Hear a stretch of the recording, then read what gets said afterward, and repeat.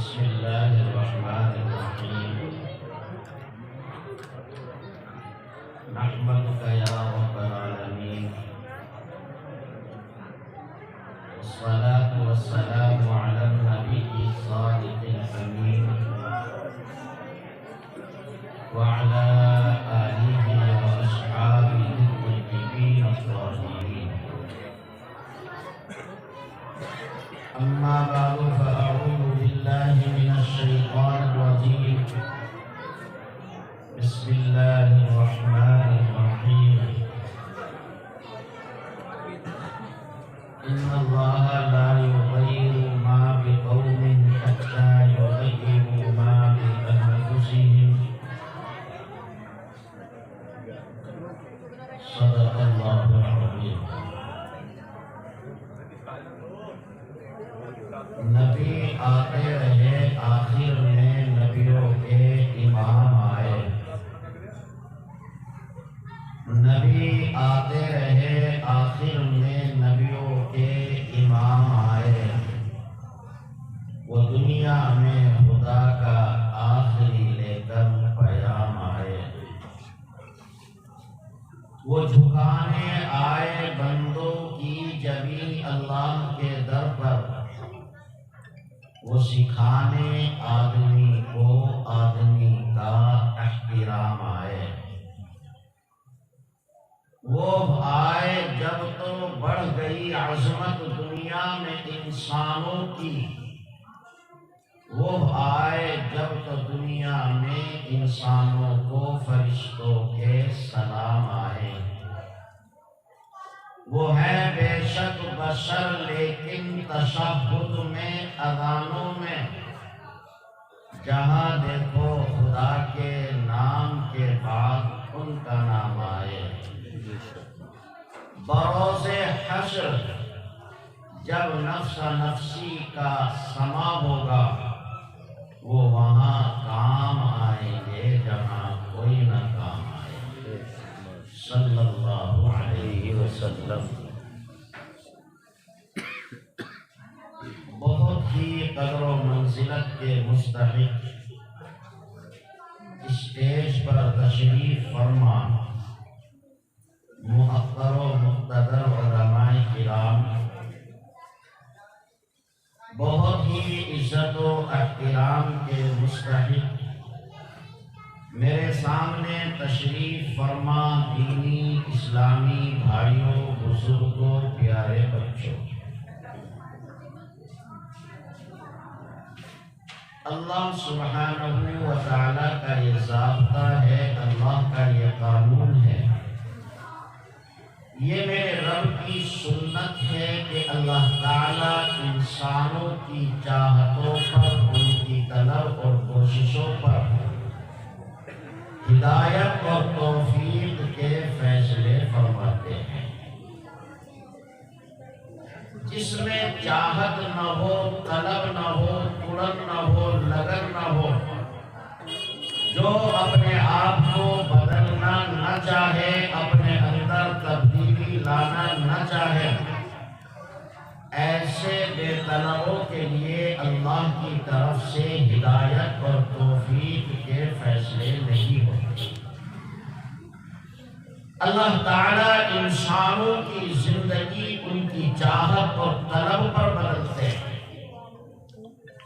یہ انسان اپنے آپ کو، اپنے سماج اور معاشرے کو، اپنی سوسائٹی کو اگر خود بدلنا چاہتا ہے، اپنے اندر تبدیلی لانا چاہتا ہے، تو پھر اللہ تبارک و تعالیٰ کی طرف سے ہدایت اور توفیق کے فیصلے ہوتے ہیں۔ بے طلبوں کو اللہ کی طرف سے کوئی توفیق نہیں ہوتی۔ اگر ہم اپنے آپ کو بدلنا نہ چاہیں، ہم اپنی زندگیوں میں تبدیلی لانا نہ چاہیں، خود ہمارے اندر اڑن اور طلب اور چاہت نہ ہو، میں اللہ کے گھر میں بیٹھ کر کہتا ہوں کہ مالک کائنات آسمانوں سے فرشتوں کو بھیج کر ہماری زندگی نہیں بدلے گی۔ ہمیں اپنے آپ کو بدلنے کے لیے خود ہی کوشش کرنی پڑے گی۔ اب چاہت پیدا کریں، طلب پیدا کریں، اڑن پیدا کریں، رب کی طرف سے فیصلے ہوتے ہیں۔ تمثیل سے تفہیم میں تسہیل ہو جاتی ہے۔ بات اگر مثال سے سمجھائی جائے تو وہ سمجھنے میں آسانی ہو جاتی ہے۔ میں آپ کو مثال دیتا ہوں۔ ایک مرتبہ کسی نے ابو جہل سے معلوم کیا، ابو جہل تم نے پوری زندگی آخری پیغمبر کی مخالفت کی، عداوت و دشمنی میں ان کی اپنی زندگی کو بسر کر دیا، ذرا یہ تو بتا کیا کبھی تجھے خیال آیا کہ یہ خدا کا آخری پیغمبر پکا اور اللہ کا نبی ہو سکتا ہے؟ ابو جہل کہنے لگا مجھے چڑھتے سورج کی طرح یقین ہے کہ یہ خدا کا آخری پیغمبر ہے۔ معلوم کیا کیسے تجھے یقین آیا؟ مکے میں ایک بازار لگتا تھا عکاظ نامی۔ ظاہر سی بات ہے بازار میں کچھ لوگ وہ ہوتے ہیں جو اپنی ضرورت کی چیزیں خریدنے کے لیے آتے ہیں، اور بہت سارے لوگ وہ ہوتے ہیں جو چیز فروخت کرنے کے لیے آتے ہیں۔ مسلمانوں، جب حالات کمزور ہوتے ہیں، انسان مفلس اور غریب ہو جاتا ہے، تنگ دستی کا عالم ہوتا ہے، اپنے بچوں کا پیٹ بھرنے کے لیے گھر میں کچھ نہیں ہوتا، انسان مجبوری کے عالم میں کبھی کبھی اپنے گھر کا قیمتی اثاثہ بھی بیچ ڈالتا ہے۔ بچوں کا پیٹ بھرنے کے لیے اپنی بیوی کا زیور تک فروخت کر دیتا ہے۔ وہ یہ خیال کرتا ہے اگر میں نے یہ قیمتی اثاثہ فروخت نہیں کیا، میں نے یہ قیمتی چیز نہیں بیچی، میں راتوں کو اپنے بچوں کا تڑپنا کیسے دیکھوں گا؟ میرے بچے رات کو نیند نہ کر سکیں گے، یہ بھوکے پیٹ نہ سو سکیں گے۔ وہ بچوں کا پیٹ بھرنے کے لیے اپنا قیمتی اثاثہ فروخت کر دیتا ہے۔ ایک بدو ہے جس کے گھر میں کھانے کے لیے کچھ نہیں ہے، گھر میں فاقہ ہے، بچے بھوک کی وجہ سے بلبلا رہے ہیں۔ اس کے پاس ایک نہایت بیش قیمت اونٹ تھا۔ اس سے خیال آیا بندے خدا، اگر تو نے یہ اونٹ فروخت نہیں کیا تیرے بچوں کا پیٹ نہ بھر سکے گا۔ وہ مجبوراً اپنے اونٹ کو بازار میں لا کر کے کھڑا کر دیتا ہے۔ اونٹ نہایت بیش قیمت ہے۔ ابو جہل بازار میں آیا اور اس نے اونٹ کو دیکھا اور فوراً اونٹ کا سودا کیا اور اس کی نکیل پکڑ کر کے چل دیا۔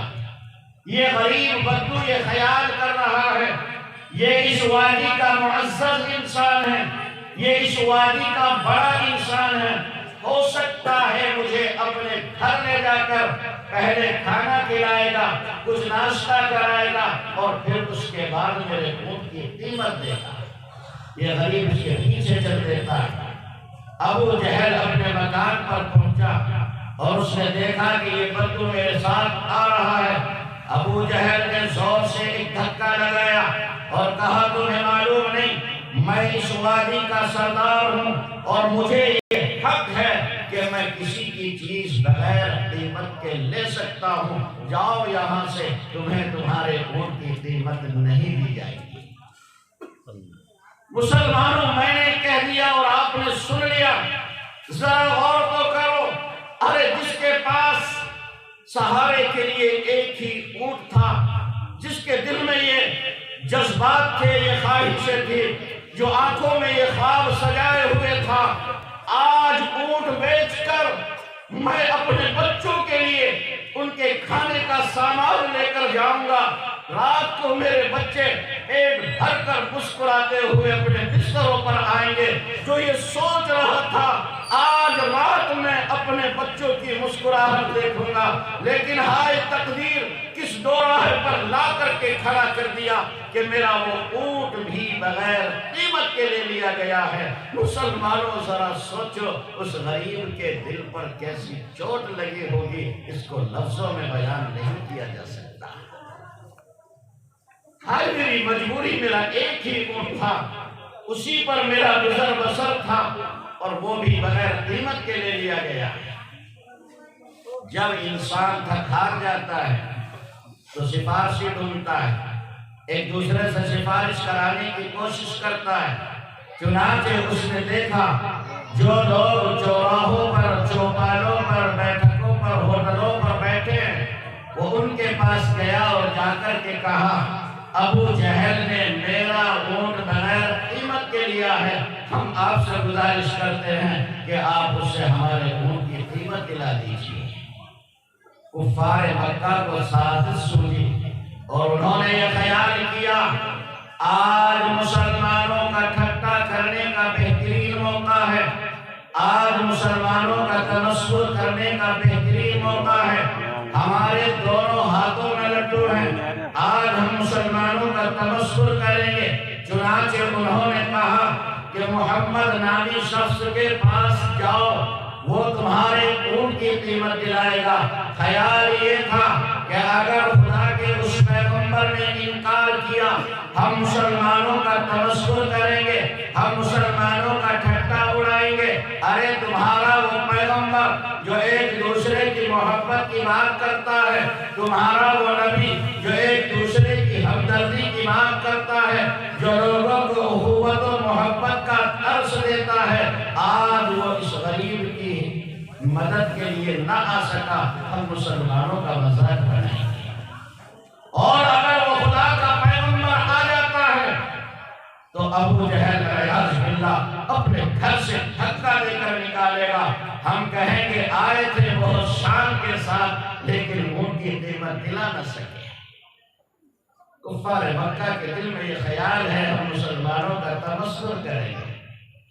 چنانچہ انہوں نے کہا جاؤ تم خدا کے پیغمبر کے پاس جاؤ جو اپنے آپ کو نبی کہتا ہے، محمد تمہارے اونٹ کی قیمت دلائے گا۔ چنانچہ وہ بدو گیا اور اس نے جا کر کے دستک دی، میرے پیغمبر باہر تشریف لائے، آپ نے معلوم کیا کیسے آنا ہوا؟ انہوں نے کہا محمد بن عبداللہ، ابو جہل نے میرا اونٹ بغیر قیمت کے لیا ہے، میں یہ چاہتا ہوں کہ میرے اونٹ کی قیمت دلا دی جائے، میں غریب اور مفلس ہوں، بہت گدھا کر اور تنگ دست ہوں، ایک ہی اونٹ تھا جس پر بچوں کا سہارا تھا، وہ بھی بغیر قیمت کے لے لیا گیا ہے۔ میرے نبی فوراً تیار ہو جاتے ہیں اور فرماتے چلو میرے ساتھ میں ابو جہل سے تمہارے اونٹ کی قیمت دلاتا۔ چنانچہ خدا کے پیغمبر ابو جہل کے مکان پر تشریف لے گئے، آپ نے دستک دی، ابو جہل باہر آیا، میرے نبی نے فرمایا آپ نے اس کا اونٹ خریدا ہے، قیمت ادا کی؟ ابو جہل نے انکار کیا، قیمت ادا نہیں کی۔ اللہ کے پیغمبر نے فرمایا جاؤ اس غریب کو اس کے اونٹ کی قیمت واپس کرو۔ ابو جہل گھر میں جاتا ہے اور ساری رقم لا کر کے دے دیتا ہے۔ کفار مکہ کہنے لگے ابو جہل ہمیں محمد کی دشمنی پر ابھارتا ہے، ہمیں محمد سے عداوت کرنے پر برانگیختہ کرتا ہے، ہمیں اس آخری نبی کی دشمنی پر ابھار رہا ہے، ہم سے کہتا ہے محمد سے دشمنی کرو، اس سے عداوت کرو، اور خود محمد سے محبت رکھتا ہے۔ ابو جہل کہنے لگا بات یہ نہیں ہے، میں کل بھی محمد سے دشمنی رکھتا تھا اور آج بھی دشمنی رکھتا ہوں۔ لوگ کہنے لگے پھر تم نے محمد کے کہنے سے پیسے کیوں واپس کیے؟ ابو جہل کہتا ہے بات دراصل یہ ہے، جب یہ خدا کا آخری پیغمبر میرے دروازے پر کھڑا ہوا یہ کہہ رہا تھا ابو جہل تم اس کے اونٹ کی قیمت واپس کرو، اس وقت دو فرشتے ننگی تلوار لے کر میرے دونوں جانب کھڑے تھے اور یہ کہہ رہے تھے ابو جہل کم بخت، اگر تو نے خدا کے آخری پیغمبر کی بات کو ٹھکرا دیا ہم دونوں بیک وقت تیرے جسم میں تلوار داخل کر دیں گے۔ میری ہمت نہ ہو سکی اور میں نے پیسے لا کر کے واپس کر دیا۔ میرے بھائیوں، میں آپ کو یہ بتانا چاہتا ہوں کہ ابو جہل اپنی کھلی آنکھوں دو فرشتوں کو دیکھتا ہے، پھر بھی ہمیشہ کے لیے ناری اور جہنمی ہے۔ کیوں؟ اس لیے کہ اس نے کبھی اپنے آپ کو بدلنے کی کوشش نہیں کی، اس کے دل میں کبھی چاہت اور طلب پیدا نہیں ہوئی، اس لیے دونوں فرشتوں کو دیکھ کر بھی ہمیشہ کے لیے ناری اور جہنمی ہے۔ دوسری طرف حضرت عمر فاروق رضی اللہ عنہ ننگی تلوار لے کر نبی کے تن سے سر کو جدا کرنے کے لیے جاتے ہیں۔ مکے میں بڑے بڑے کفار موجود ہیں جنہوں نے بے پناہ نبی سے عداوت اور دشمنی کی، لیکن آج تک کسی ظالم کو یہ جرأت اور ہمت نہ ہو سکی کہ وہ ننگی تلوار لے کر کے آخری پیغمبر کے تن سے سر کو جدا کر دے۔ اگر یہ جسارت اور ہمت کی ہے تو خطاب کے بیٹے عمر نے کی تھی۔ حضرت عمر بڑے دیش میں تیور بدلے ہوئے ہیں اور ننگی تلوار لے کر کے جاتے ہیں، اور خیال یہ ہے کہ آج میں مسلمانوں کے آخری نبی کی آخری بات کر دوں گا۔ عمر یہ سوچتے ہیں میں مسلمانوں کے پیغمبر کو ہمیشہ کے لیے مرو مٹی کے نیچے سلا دوں گا۔ عمر کا خیال یہ ہے کہ آج اسلام کا چراغ ہمیشہ کے لیے گل ہو جائے گا۔ عمر تمہیں یہ خبر نہیں ہے تم آخری پیغمبر کو مٹانے جا رہے ہو یا خود ان کے قدموں پہ اپنے آپ کو مٹانے جا رہے ہو۔ حضرت عمر سمجھ رہے ہیں کہ آج میں مسلمانوں کے اس پیغمبر کو منو مٹی کے نیچے سلا دوں گا۔ بہت تیور بدلے ہوئے ہیں، جا رہے ہیں، راستے میں ایک صاحب سے ملاقات ہوئی، انہوں نے معلوم کیا عمر کیا بات آج بہت غصے میں ہو، تیور بدلے ہوئے ہیں، کہاں جا رہے ہو؟ کہنے لگے بس آج تو میں اس خدا کے آخری پیغمبر کا خاتمہ کرنے جا رہا ہوں۔ آج اسلام کا چراغ ہمیشہ کے لیے گل ہو جائے گا، آج مسلمان بے یار و مددگار ہو جائیں گے، میں اسلام کے بانی کا خاتمہ کرنے جا رہا ہوں۔ وہ صاحب کہنے لگے عمر تم مسلمانوں کے نبی کا خاتمہ کرنا چاہتے ہو، آپ کو خبر نہیں کہ اس کا وہ محترم اور پاکیزہ دین تیری دہلیز تک پہنچ چکا ہے، تیری بہن اور بہنوں دونوں مسلمانوں۔ حضرت عمر نے جیسے ہی یہ سنا فوراً اپنی بہن کے گھر جاتے ہیں، اور جانے کے بعد اپنے بہنوئی کو اور بہن کو مارنا شروع کیا۔ بہنوئی کی پیشانی پر خون نکل آتا ہے۔ حضرت عمر کی بہن نے جب دیکھا آج عمر بہت غصے میں ہے تو بہن نے کہا عمر سنو، کیا خیال ہے تمہارا؟ کیا تمہاری مال اور دبدبے کی وجہ سے ہم اپنے ایمان کا سودا کر دیں گے؟ عمر تمہارا خیال یہ ہے کہ ہمارے دل سے اس آخری پیغمبر کی محبت کو نکال دو گے؟ عمر تم یہ سمجھ رہے ہو کہ ہمارے دلوں سے اسلام کی محبت کو کھینچ ڈالو گے؟ عمر یاد رکھنا تم ہمارا قیمہ تو کر سکتے ہو، بوٹیاں کر سکتے ہو، میرے لہو کا ایک قطرہ زمین پر بہا سکتے ہو، لیکن یاد رکھنا جس ماں کی چھاتیوں سے تو نے دودھ پیا اور تیری بہن نے بھی اسی ماں کی چھاتیوں سے دودھ پیا ہے، تو جس باپ کا بیٹا ہے یہ تیری بہن بھی اسی خطاب کی بیٹی ہے۔ عمر تم مارتے مارتے تھک جاؤ گے لیکن ہمارے دل سے آخری پیغمبر کی محبت کو نہیں نکال سکتے۔ ادھر آ ظالم ہنر آزمائیں، تو تیر آزما ہم جگر آزمائیں۔ تم مارتے مارتے تھک جاؤ گے لیکن میرے دل سے میرے نبی کی محبت کو نہیں نکال سکتے۔ جب حضرت عمر نے دیکھا کہ وہ بہن جو کبھی میرے سامنے لب ہلانے کی جرأت اور ہمت نہ کرتی تھی، وہ بہن جو کبھی میرے سامنے بولنے کی ہمت نہ کرتی تھی، آج تک اس کو ہمت اور جسارت نہ ہو سکی کہ میرے سامنے لب ہلا سکے۔ آج وہ بہن اتنی بے باکی کے ساتھ میرا مقابلہ کر رہی ہے، میرے ساتھ بول رہی ہے، معلوم یہ ہوتا ہے کہ ضرور اس کے دین میں کوئی طاقت اور پاور ہے، وہ سمجھ جاتے ہیں اس کے مذہب میں ضرور کوئی تاثیر ہے۔ حضرت عمر کہنے لگے او میری بہن مجھے بھی اس آخری نبی کے قدموں میں لے چلو۔ بہن کیا تم پڑھ رہی تھی؟ لاؤ مجھے بھی لو، میں پڑھ کر اس آخری نبی کا غلام ہونا چاہتا ہوں۔ بہن کہنے لگی عمر تم ناپاک ہو، گندے ہو، یہ خدا کا پاکیزہ اور محترم کلام میں تمہارے گندے ہاتھوں میں نہیں دے سکتی، تم وضو کرو، غسل کرو۔ حضرت عمر نے کہا او میری بہن لا مجھے وضو کرا دے، غسل کرا دے، لیکن میں اس صحیفے کو ضرور پڑھنا چاہتا ہوں۔ حضرت عمر نے وہ صحیفہ پڑھا اور کہا میری بہن مجھے بھی لے چلو آخری پیغمبر کے دربار میں بھی اس کا دیوانہ ہونا چاہتا ہوں۔ میرے بھائیوں، جو عمر نبی کے قتل کے لیے چلا تھا، جب دل میں چاہت اور طلب پیدا ہو گئی، رب کائنات نے ساری دنیا کا سب سے افضل اور اشرف انسان بنا دیا۔ یہ میرا عقیدہ اور ایمان ہے کہ انبیاء کے بعد، سیدنا صدیق اکبر کے بعد، روئے زمین کا سب سے اشرف اور افضل انسان حضرت عمر ہے۔ مسلمانوں میں آپ کو سمجھانا چاہ رہا ہوں، اگر آپ اپنے آپ کو بدلنا چاہتے ہیں، اپنے معاشرے میں تبدیلی لانا چاہتے ہیں، اپنی سوسائٹی کو ٹھیک کرنا چاہتے ہیں، تو میرے بھائیوں اس دل میں چاہت اور طلب پیدا کرنی پڑے گی۔ اگر ہمارے دل میں چاہت اور طلب نہیں ہے تو یاد رکھنا بے طلبوں کے لیے اللہ کی طرف سے کوئی فیصلہ نہیں۔ ابو جہل کھلی آنکھوں دو فرشتوں کو دیکھتا ہے، لیکن ہمیشہ کے لیے ناری وہ جہنمی ہے۔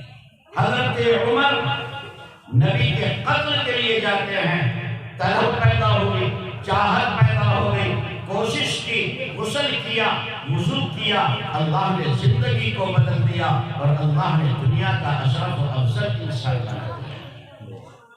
مسلمانوں، میں آپ سے بہت درد کے ساتھ کہنا چاہتا ہوں، اگر ہم اپنے آپ کو بدلنا چاہتے ہیں، اپنے معاشرے میں تبدیلی چاہتے ہیں، اپنے سماج اور معاشرے میں ہم انقلاب برپا کرنا چاہتے ہیں، تو اس دل میں چاہت اور طلب پیدا کرنی پڑے گی۔ افسوس یہ ہے کہ آج مسلمان بے حس ہو چکا ہے، ہمارے دلوں سے طلب نکل چکی ہے، یہ اپنے آپ کو بدلنا ہی نہیں چاہتا۔ جس ڈگر پر ہے، جس نہج پر ہے، رات دن کی جو زندگی گزر رہی ہے، یہ اسی پر رہنا چاہتا ہے، کبھی اپنے آپ کو بدلنے کا اس کے دل کے اندر خیال ہی نہیں آیا۔ لوگ کہتے ہیں مولانا سماج میں، ہمارے معاشرے میں، ہماری سوسائٹی میں بہت خرابیاں ہیں، بہت خامیاں ہیں، بہت زیادہ برائیاں ہیں، ہم کس کس گناہ پر روک لگائیں، اپنی سوسائٹی اور سماج سے کس کی چیز کو ختم کیا جائے۔ میرے بھائیوں، ہاں میں مانتا ہوں کہ اندھیرا بہت گھنا ہے، لیکن دیا جلانا کہاں منع ہے۔ ہاں ہمارے سماج اور معاشرے میں بے پناہ برائیاں ہیں، لیکن یاد رکھیے گا تمام تاریکیوں اور اندھیروں کا علاج صرف چراغ دیا روشن کرنا ہے۔ ہم دیا روشن تو کریں، ہم چراغ جلانے کی کوشش کریں، ہم اپنے آپ کو، اپنے بچوں کو بدلنے کی کوشش کریں۔ اگر اسی حالت پر رہے، میں اللہ کے گھر میں بیٹھ کر کہتا ہوں مسلمانوں، بہت ڈر لگتا ہے۔ آج یہ تیری نسل جو تیرے سامنے نظر آ رہی ہے، میرے رب کی قسم اگر یہی لاپرواہی ہم نے رکھی تو کل یہ نسل یہ کہے گی پتہ نہیں ہمارے باپ دادا ایک کلمہ پڑھتے تھے، ہمیں وہ بھی معلوم نہیں کہ وہ کلمہ کیا ہے۔ کوشش تو کرنی پڑے گی، اپنے آپ کو بدلنے کے لیے جدوجہد کرنی پڑے گی۔ ایک انسان تاریک کمرے میں بیٹھ کر، اندھیرے کمرے میں بیٹھ کر پوری رات اندھیرا اندھیرا، تاریکی تاریکی پکارتا رہے، یاد رکھنا مسلمانوں، وہ اندھیرا اور تاریکی ختم نہیں ہو سکتی۔ اس تاریکی اور اندھیرے کو ختم کرنے کے لیے چراغ روشن کرنا پڑے گا۔ آج اگر مسلمانوں ہم نے کوشش کی، ہمت کی اور ہم نے عملی چراغ روشن کر دیا، آج اس بے دینی اور بددینی کے عالم میں ہم نے عمل کا چراغ روشن کیا، میں اللہ کے گھر میں بیٹھ کر کہتا ہوں ہو سکتا ہے یہ ہماری آنے والی نسل اس میں عمل کا بلب اور مرکری لگا دے، اور اگر ہم یوں ہی تاریکی اور اندھیرا پکارتے رہے، آج کے ہمارے بزرگوں اور جوانوں نے عملی چراغ روشن نہیں کیا، میں پھر کہتا ہوں مجھے ڈر لگتا ہے کہ تمہاری آنے والی نسلوں کو کلمہ تک یاد نہیں ہوگا۔ ہمیں اپنے بچوں کا خیال کرنا ہے، اپنی سوسائٹی کا خیال کرنا ہے، اپنے سماج کو بدلنے کی کوشش کرنی ہے، اس علم میں چاہت اور طلب پیدا کرنی ہے۔ اگر چاہت اور طلب نہیں ہے تو یاد رکھنا ہم اپنے سماج اور معاشرے کو سدھار نہیں سکتے۔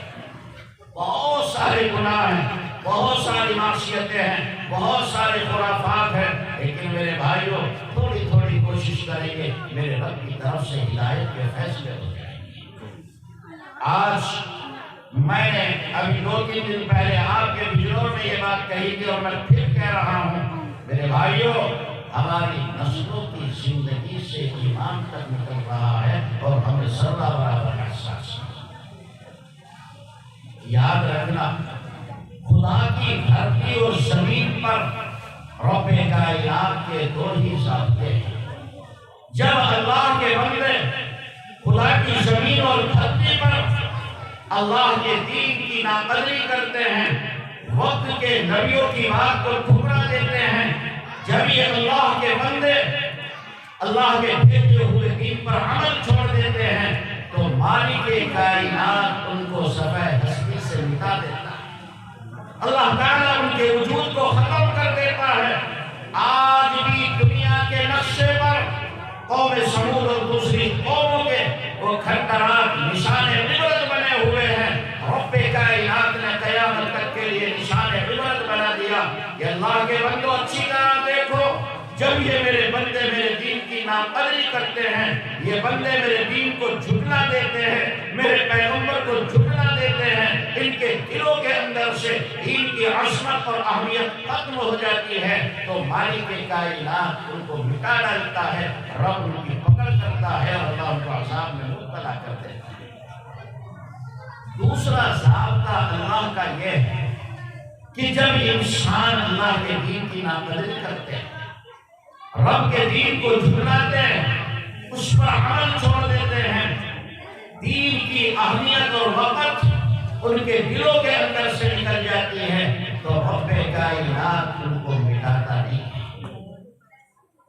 جس طرح ہوا کے جھونکے ایک وقت کے ولی کے گھر پر آتے ہیں، ان ناقدروں کے گھر پر بھی آتے ہیں، جس طرح کھیتوں میں بارش دوسرے لوگوں کے ہوتی ہے، ان کے کھیتوں میں بھی بارش ہوتی ہے، جس طرح ان کے یہاں پیداوار ہوتی ہے، اللہ ان کی بھی کھیتیاں اگاتے ہیں، جس طرح دوسروں کے باغات میں پھل آتے ہیں، اللہ ناقدروں کو بھی دیتے ہیں، لیکن اللہ تبارک و تعالی ان کی ناقدری کی وجہ سے اللہ ان سے اپنا دین لے لیتا ہے۔ آج مسلمانوں میں آپ سے بہت درد کے ساتھ کہہ رہا ہوں، کوئی ایک مثال مسلمان ایسی پیش کر دے کہ جہاں اس نے اپنی چاہتوں کو، اپنی تمناؤں کو، اپنی آرزو کو، اپنی خواہشات کو، اپنے بیوی بچوں کی فرمائشوں کو پیچھے ڈالا ہو اور اللہ کے دین کو آگے رکھا ہو۔ ہمارے بچوں کی فرمائشیں ہوتی ہیں، ہماری چاہتیں ہوتی ہیں، ہمارے اپنے جذبات ہوتے ہیں، ہم اس کو آگے رکھتے ہیں اور خدا کے دین کو پیچھے چھوڑ دیتے ہیں۔ جب اللہ کے بندوں نے اپنی چاہتوں کو ترجیح دینا شروع کیا، رب کے دین کو پیچھے کر دیا، اللہ نے ہم سے اور ہماری نسلوں سے یہ دین لینا شروع کر دیا۔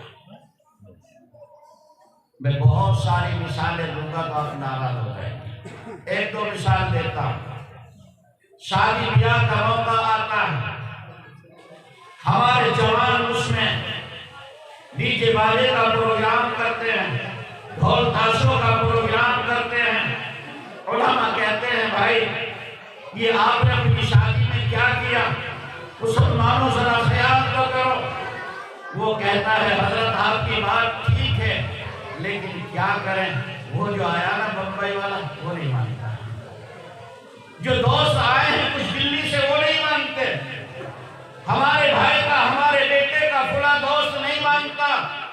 اور مسلمان ذرا خیال کر، ایک طرف تیرے دوست کی فرمائش ہے، ایک طرف تیرے دلی اور بمبئی والے کی چاہت ہے، ایک طرف تیری اولاد کی تمنا ہے، ایک طرف آخری پیغمبر کا فرمان اور میرے رب کا دین ہے۔ مسلمان تو نے اپنی چاہتوں اور تمناؤں کو، اپنے دوستوں کی فرمائشوں کو آگے رکھا اور میرے رب کے دین کو پیچھے چھوڑ دیا۔ رب کائنات نے تمہاری نسلوں سے دین کو لینا شروع کر دیا۔ ہم غور تو کریں کہ ہم اپنی چاہتوں کو ترجیح دیتے ہیں، ہم اپنی آرزوں کو آگے رکھتے ہیں، ہم اپنی تمناؤں کو آگے رکھتے ہیں یا خدا کے محترم دین کو آگے رکھتے ہیں۔ میں اگر مثالیں پیش کروں میرے بھائیوں، ہر مسلمانوں کے سر جھک جائیں گے۔ کوئی ایک مثال مجھے دنیا میں بتا دے کہ آج کا مسلمان اپنی چاہتوں کو پیچھے کر رہا ہو اور اللہ کے دین کو آگے رکھتا ہے۔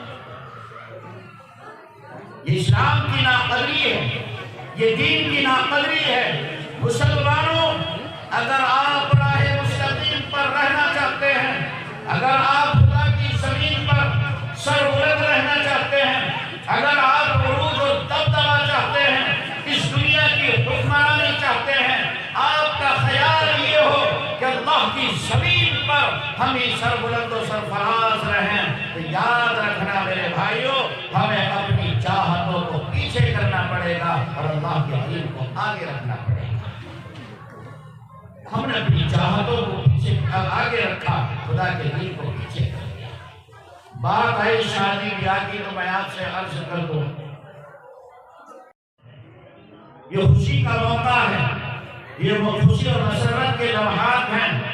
ماں نے جس پیار اور محبت کے ساتھ اپنے بیٹے کو پالا پرورش کی، باپ نے کتنی ناز و نخرت کے ساتھ بیٹے کو جوان کیا۔ آج خوشی کا موقع ہے، آج حسرتیں نکالنے کا موقع ہے۔ پتہ نہیں کیا ہو گیا ان مولویوں کو، یہ ہماری خوشیوں میں ٹانگ اڑاتے ہیں۔ میرے بھائی، میں اللہ کے گھر میں بیٹھ کر کہتا ہوں، آج تک آپ کو کسی مولوی نے نہیں کہا ہوگا تمہارے بیٹے کی شادی ہے، تمہاری بٹیا کی شادی ہے، تم چادریں تان کر بیٹھ جاؤ، تم کالے کپڑے پہننے لگو، تم سوگ کرنے لگو، تم غم اور سوگ کا ماحول اپنے گھر میں بناؤ۔ آج تک کسی مولوی نے نہیں کہا۔ ہم مسلمانوں ایک بات کہتے ہیں اور آپ سے بھی بہت درد کے ساتھ کہہ رہا ہوں، کاش مسلمانوں کے دلوں میں اتر جائے۔ میری طاقت میں ہوتا میرے بھائی تمہارے پیر پکڑ کر کہتا، اس دل کی دنیا پر بسا کر لے جاؤ۔ ہم یہ نہیں کہتے کہ تمہارے بیٹے کی شادی ہے، بیٹی کی شادی ہے، تم شوق کرنے لگو، غم منانے لگو، کبھی نہیں کہتے۔ ہم ایک بات کہتے ہیں، جو خوشیاں دینے والا ہے اس کو راضی کر لو۔ کہیں ایسا نہ ہو کہ جس رب کے دستِ قدرت میں خوشیوں کے خزانے ہیں تم ان کو ناراض کرو اور وہ تمہاری خوشیوں کو پل بھر میں ہاتھ نہ ملا دے۔ آج تک کسی مولوی نے نہیں کہا کہ آپ شوق کرو، غم کرو۔ یہ تو آپ سے یہ کہتے ہیں تمہاری خوشیوں کا موقع ہے، تم اس خوشی کے موقع پر جو خوشیوں کو دینے والا ہے اس کو ناراض مت کر لیں۔ میرے بھائی، تیرے پیغمبر کی سنتوں کو پیروں کے نیچے لایا جائے، دین کا مذاق اڑایا جائے، دین کا تبصر کیا جائے، دین کا کھلواڑ ہو، تیرا پیدا کرنے والا تجھ سے ناراض ہو، تو اسلام کی دھجیاں اڑائے اپنی شادیوں میں اور تم یہ کہتے ہو یہ ہماری خوشی ہے۔ یاد رکھ مسلمان، جس میں تیرے دین کی توہین ہو، میرے رب کی قسم وہ ہرگز تیری خوشی نہیں ہو سکتی۔ ہم نے کب کہا آپ کو کہ آپ شوق کرو؟ ہم یہ کہتے ہیں مسلمانوں، اپنی ہر خوشی کے موقع پر اپنے پیدا کرنے والے کو نہ بھول جانا۔ اسی کے تو دست قدرت میں خوشیوں کے خزانے ہیں، اگر وہی ناراض ہو گیا تو خوشیاں دے گا۔ ایک موقع پر اللہ تبارک و تعالی نے خود فرمایا وما قدر اللہ حق قدری، جس طرح میرے بندوں کو مجھے پہچاننا چاہیے تھا کہ میرے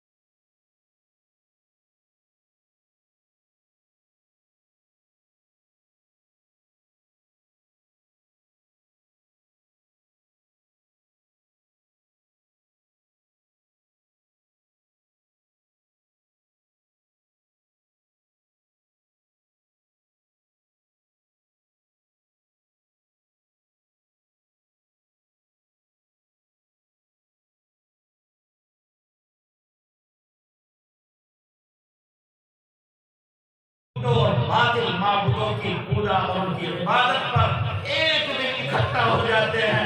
میرے بھائی تجھے خیال نہیں تیری عبادت گاہوں کو توڑ دیا گیا اور اس دن ان کی یہاں یوم پوجا اور عبادت منایا جا رہا ہے. اللہ کی قسم اٹھا کر کہہ سکتا ہوں جس طرح روزانہ ہماری مسجد خالی تھی اس دن بھی خالی.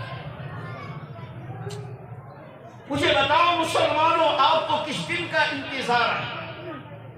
اگر ہمیں اب بھی گشت کرنے کی ضرورت پڑے، اب بھی لوگوں کی تھوڑیوں میں ہاتھ ڈالنے کی ضرورت پڑے، اب بھی مسلمانوں کی پشت پر ہاتھ رکھ کر ان کو اللہ کے گھر میں آنے کی دعوت دینی پڑے، پھر مجھے بتاؤ مسلمانوں ہم کب سدھریں گے؟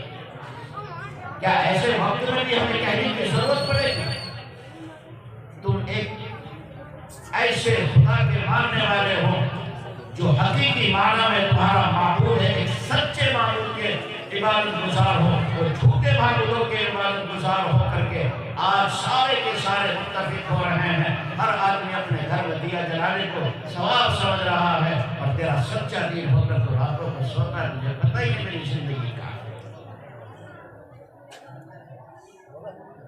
ایک روایت میں آتا ہے میرے نبی نے فرمایا ایک زمانہ آئے گا، ایک وقت آئے گا، میری امت کے لوگوں کے چہرے بدل جائیں گے، ان کی شکلیں مسخ ہو جائیں گی، ہاتھ پیر تو انسانوں والے رہیں گے لیکن ان کی شکل، ان کی صورت کتے اور خنزیر اور بندر کی شکل میں بدل جائے گی۔ وہ سننے والے ہم جیسے بے حس نہیں تھے، وہ سننے والے ہم جیسے پتھر انسان نہیں تھے، وہ سننے والے ہم جیسے غافل انسان نہیں تھے، بلکہ وہ صحابہ کی مقدس جوان تھی، لرز گئے، کانپنے لگے، کہا خدا کے پیغمبر وہ کون سا گناہ ہوگا، وہ کون سا جرم ہوگا، وہ کون سی غلطی ہوگی کہ ہمارے نبی ہماری شکلیں بدل جائیں گے، لرز گئے۔ میرے نبی نے فرمایا اطمینان رکھو، سکون رکھو، ہو سکتا ہے آخر زمانے میں ایسے لوگ دنیا میں آئے کہ وہ گانا سن کر بستروں پر پہنچے اور صبح کو اٹھے تو ان کی شکلیں بدلیں۔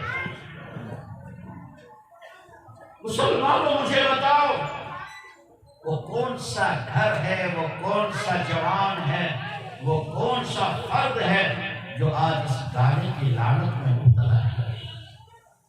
راستوں میں چل رہے ہیں تو گانا سنتے ہوئے، بائک پر ہیں تو گانا سنتے ہوئے، بستروں پر لیٹ رہے ہیں تو کانوں میں لیڈ لگی ہوئی ہے، گانا سنتے ہوئے بستروں پر آ رہے ہیں۔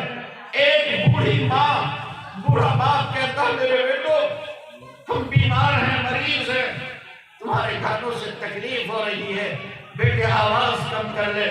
آج کا جوان کہتا ہے چپ ہو جا بڑھیا، مجھے سننے دے، آج ماں باپ کی عزت ہے نہیں۔ میرے بھائی آج ہم گانا سنتے ہوئے اپنے بستروں پر آ رہے ہیں اور خدا ہماری شکل نہیں بدل رہا ہے۔ یاد رکھنا مسلمان، اس میں آپ کا کمال نہیں ہے، میں بہت ٹوک لفظوں میں کہتا ہوں اس میں کمال بھی مدرسے والوں قرآن والوں کا ہے۔ ورنہ آپ سمجھتے کیا؟ آپ کی زندگی کو اٹھا کر دیکھیں، رات دن کی زندگی کا مطالعہ کریں اور اپنے آپ کا محاسبہ کریں اور سوچیں کہ ہمارے گناہ اور معصیت اور جرائم اس حد تک پہنچ چکے ہیں کہ شاید ہم عزت کے ساتھ اب اللہ کی زمین پر نہیں رہ سکتے۔ مسلمان تمہیں نہ ظہر کی خبر، نہ عصر کی خبر، نہ فجر کا پتہ، نہ تمہیں عشاء کا پتہ، تم تو اپنے بستروں پر پڑے ہوئے دندنا رہے ہو، گانے سن کر کے بستروں پر آتے ہو، اور پھر بھی رب ہماری شکلیں نہیں بدل رہا ہے۔ میرے بھائیوں ان دینداروں کا صدقہ ہے جو مٹھی بھر لوگ آج بھی خدا کے دین کی خدمت میں لگے ہوئے ہیں، ورنہ ہمارے اعمال اس حد تک پہنچ چکے ہیں کہ رب ہماری شکلیں بدل۔ میں نہیں کہتا، یہ امت ہجرہ کے بعدی آخری پیغمبر نے فرمایا، یہ تیرے نبی کا فرمان ہے۔ ایک زمانہ، ایک دور آئے گا کہ امت کے لوگوں کے چہرے بدل جائیں گے، یہ گانا سن کر بستروں پر پہنچیں گے اور صبح کو اٹھیں گے تو ان کی شکلیں بدل جائیں گی۔ مسلمان کام تو وہ کر رہا ہے اس کی شکلیں بدل جائے، اور خیال یہ ہے کہ ہم خدا کی زمین کے فرما روا اور حاکم بن کر کے رہیں۔ اپنے آپ کو بدلنا پڑے گا، اپنی نسلوں کو بدلنا پڑے گا، اپنے بچوں میں تبدیلی لانی پڑے گی۔ ہم فجر کی نماز پڑھ کر گھر جاتے ہیں، کیا مسلمان یہ نہیں کہہ سکتا او میری بیٹی اگر تم نے قرآن نہیں پڑھا، میرے گھر کی بہو تم نے قرآن نہیں پڑھا، اپنی بیوی سے کہے اگر تم نے قرآن نہیں پڑھا اچھی طرح سنو، ہم تمہارے ہاتھ کا ناشتہ نہیں کر سکتے۔ آپ طلب تو پیدا کرو، آپ کوشش تو کیجئے۔ آپ تھوڑا سا بچوں کو کہیں گے آپ کی طلب پر اللہ ہدایت کے فیصلے کرے گا۔ آپ کی شادی بیاہ کا موقع ہے، میں یہ نہیں کہتا آپ جہیز لو، میں یہ نہیں کہتا کہ آپ ایک دم سے سارے پر بینڈ لگا دو، نہیں، آپ اتنا تو کر سکتے ہیں۔ ہم مسلمان ہیں، ہمارے یہاں پردے کا اہتمام ہے، میرے بیٹے یا بیٹی کی شادی ہے، ہر کس ایک مرد اور ایک ساتھ کھانا نہیں کھائیں گے، ہم مردوں کا انتظام الگ کریں گے، عورتوں کا انتظام الگ کریں گے۔ اب تھوڑا سا کر کے تو دیکھو، اللہ ہدایت کے فیصلے کرے گا۔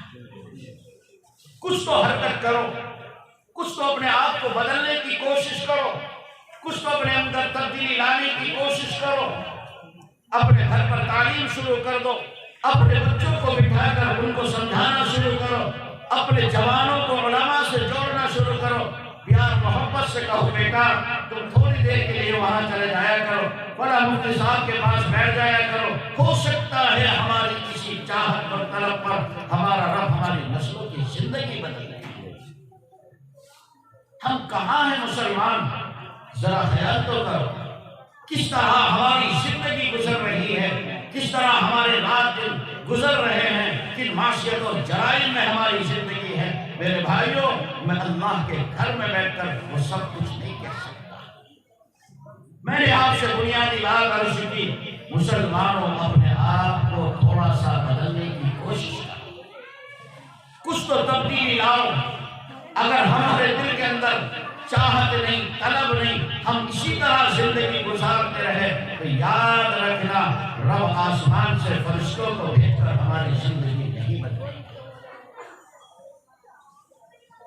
ہم یہ نہیں کہتے مسلمانوں کہ آپ شادی بیاہ میں جہیز بند کر دو، لیکن ہم اتنا ضرور کہیں گے جس نے جو اپنی بیٹی کو دے دیا آپ اسے زیادہ کا سوال نہ کرو۔ جس نے اپنی بیٹی دے دی اس نے چھوڑا کیا ہے؟ او میرے بھائی، تو کسی کی لخت جگر اور بیٹی کو، جس نے بیٹی کو ناز و نعمت کے ساتھ پالا ہے، وہ کتنا لاڈ کیا کرتا تھا اپنی بیٹی سے، اس کی بہنوں اور بھائیوں کا کیا رشتہ تھا، ماں کو کتنا پیار ہوتا ہے اپنی بیٹی سے، اور تم نے دوسروں کی بیٹیوں کو یوں ہی من کے کھائے گا۔ زارا سے جہیز کے لالچ میں بیٹیوں کو، دوسروں کی بیٹیوں کو ستانا شروع کر دیا۔ ہم ہی کہتے ہیں مسلمانوں، جو تمہاری قسمت میں تھا مل گیا، اللہ کے واسطے تم ایسا نہ کرنا۔ ایک بیٹی ہو انسان کسی حد تک کر سکتا ہے، وہ اپنا گھر باہر بھی بیچ کر لگا سکتا ہے، لیکن جس کے گھر میں 3 4 بیٹیاں ہو تو راتوں کی اس کی نیندیں ختم ہو جاتی ہیں۔ مالک کائنات، یہ 4 بیٹیاں ہیں، ایک ہوتی گھر بیچ دیتا، دکان بیچ دیتا، میں اپنا کھیت کھلیان فروخت کر دیتا، اور رب کائنات 4 بیٹیاں ہیں، کیا کیا بیچوں گا، کس طرح ان بیٹیوں کو رخصت کروں گا۔ میرے بھائیوں، جو تمہیں مل گیا، جس نے جو دے دیا اس پر صبر کرو، مطالبے مت کرو۔ اتنا تو کر سکتے ہیں کہ مطالبے مت کر سکتے ہیں۔ ہمارے ایک عزیز نے ہمیں بتایا، وہ کسی کے یہاں رشتہ لے کر کے گئے، لڑکی والے کے یہاں لڑکے والے آئے، انہوں نے کھانے پینے کا انتظام کیا۔ ایک چھوٹا سا بچہ جو تقریباً 10-11 سال کا تھا، وہ اپنے بھائی سے اور بہن سے بیٹھا ہوا یوں کہہ رہا ہے، جو ہمارے یہ رشتے دار آئے ہیں ہماری بہن کا رشتہ لے کر، تم ان کے سامنے یہ ظاہر نہ کرنا کہ ہم غریب ہیں، ورنہ یہ ہمارے یہاں رشتہ نہیں کریں۔ تم یہ ثابت نہ کرنا کہ ہم غریب ہیں، تم ان کو یہ بتانا کہ ہم بہت کچھ دیں گے، اللہ نے ہمیں بہت دے رکھا ہے۔ اگر تم نے اپنی غربت کا اظہار کر دیا، ہو سکتا ہے ہماری بہن کا رشتہ منسوخ۔ مسلمانوں، کچھ تو اپنے آپ کو بدلو، کچھ تو اپنے اندر تبدیلی لاؤ، کچھ تو بدلنے کی کوشش کرو۔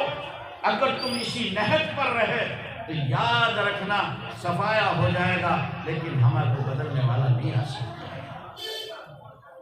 احساس ہوتا ہے، دل روتا ہے، مسلمانوں ہم اپنے آپ کو مسلمان کہتے ہیں، اور صورتحال یہ ہے کہ تمہاری مسلمانی پر ترس آتا ہے، دل ہوتا ہے۔ وہ مجھے بتاؤ مسلمانوں، وہ کون سا گناہ ہے، وہ کون سا جرم ہے جو ہم میں اور ہماری نسلوں میں نہیں ہے؟ بلکہ میں یہ کہا کرتا ہوں کہ آج کا مسلمان ہر عبادت سے دور اور ہر گناہ کے قریب نظر آ رہا ہے۔ تو بدلیں گے اپنے آپ کو، تھوڑا تھوڑا بدلنے کی کوشش کرو، ہلکی ہلکی تبدیلی لانے کی کوشش کرو، اللہ تعالیٰ کی طرف سے ہدایت اور توفیق کے فیصلے ہو جائیں۔ آپ کچھ نہیں کر سکتے، میں مانتا ہوں کبھی کبھی انسان ایسا مجبور ہو جاتا ہے کہ شاید وہ بہت بڑا کوئی کام نہیں کر سکتا یا اپنے مد مقابل کا مقابلہ نہیں کر سکتا، لیکن ہاں مسلمانوں، ہم ایک کام تو کر سکتے ہیں، ہم اللہ کے سامنے اپنے آنسو تو بہا سکتے ہیں، ہم رب کے سامنے رو تو سکتے ہیں، ہم اپنے دل کی فریاد اپنے مالک کو سنا تو سکتے ہیں۔ او میرے بھائیوں، تم کچھ نہیں کر سکتے، راتوں کی تنہائی میں اللہ کے سامنے رونا تو شروع کرو۔ میں کسی کو رسوا کرنا نہیں چاہتا، میں ہاتھ اٹھا کر پوچھوں کتنے لوگ اپنی مسجدوں کے لیے، کتنے لوگ اپنے بھائیوں کے لیے، مظلوموں کے لیے راتوں کو رو رہے ہیں، تو شاید ہمارے مجمع میں کوئی ایک نہیں۔ اب کچھ نہیں کر سکتے، آنسو تو بہا سکتے۔ ہو سکتا ہے میرا رب کسی طلب پر ہماری زندگی ہمارے حالات تبدیل کر دیں، تو آج سے طے کیجئے گا کہ انشاءاللہ العزیز ہم آہستہ آہستہ اپنی زندگیوں کو بدلنا شروع کریں۔